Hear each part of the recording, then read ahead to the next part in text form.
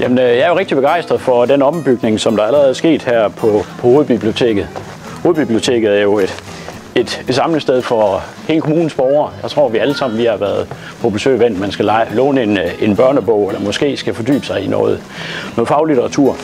Og Hovedbiblioteket her i Esbjerg Kommune, og den ombygning, som der er sket nu her, passer også rigtig godt ind i byrådsvision 2020, hvor vi jo gerne vil have storbykvaliteter, vi vil gerne have fortætning af vores bymidter, og derfor så synes jeg også, det er rigtig godt, at man nu har brugt nogle midler på at få renoveret vores hovedbibliotek.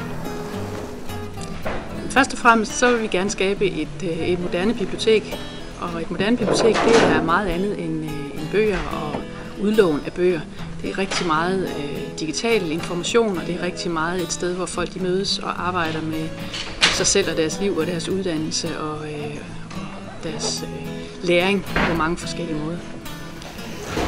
Vi var meget inspireret af, at borgmesteren allerede tilbage i 1984, da de indviede huset, sagde, at Esbjerg har fået et videnscenter. Og det var vi egentlig meget inspireret af, for det var ikke sådan et ord, man brugte i 84, og der slet ikke om biblioteker. Så den tog vi egentlig med i hele snakken omkring, jamen det her det er jo et hus omkring viden, og det handler om at formidle viden på mange måder. Bøgerne er stadigvæk et kerneprodukt, eller hvad kan man sige, del af det, men der er jo mange andre måder at dele viden på, og viden menneskerne imellem. Så det, at det var et smukt hus i Esbjerg, et sted, hvor vi er tæt på Vadehavet, et sted, en by, der har en vis rå karakter, og vi er lokalt forankret på tegnestuen, og er selv store fans af den her råhed, som vores by har. Og det var det, vi gerne ville tage med ind, så at man som gæst og som hyppig bruger egentlig helt klart havde en fornemmelse af, at nu er jeg ikke i Herning eller i Seattle. Nej, jeg er i Esbjerg, og det skulle man gerne fornemme i stemningen, i farverne, i holdningen, i materialerne, at den her råhed, at den var til stede inde i huset. Her i uddannelseszonen, der har man mulighed for at sætte sig op og arbejde. Der er mulighed for at sidde alene. Her er mere roligt end ved resten af biblioteket. Her er både almindelige studiepladser, der er blødstole, der er sofagrupper, og man har også mulighed for at sætte sig ind i de nye studierum, vi har etableret.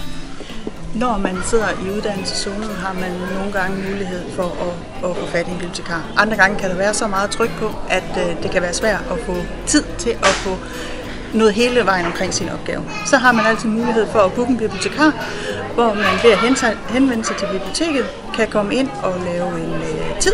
Og dermed så får man til stadig mellem halv time og 3 kvarter, hvor man er alene med en bibliotekar og dermed kommer i dybden med sin opgave.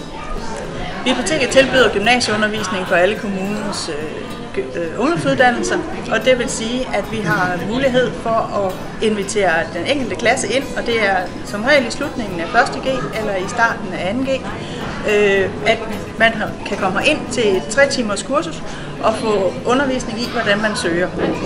For folkeskolen der har vi også mulighed for at hjælpe. Der laver vi nogle biblioteksorienteringer, hvor den enkelte skoleklasse kommer ind og får en rundvisning og får noget undervisning i, hvordan man bruger alle biblioteksmaterialer.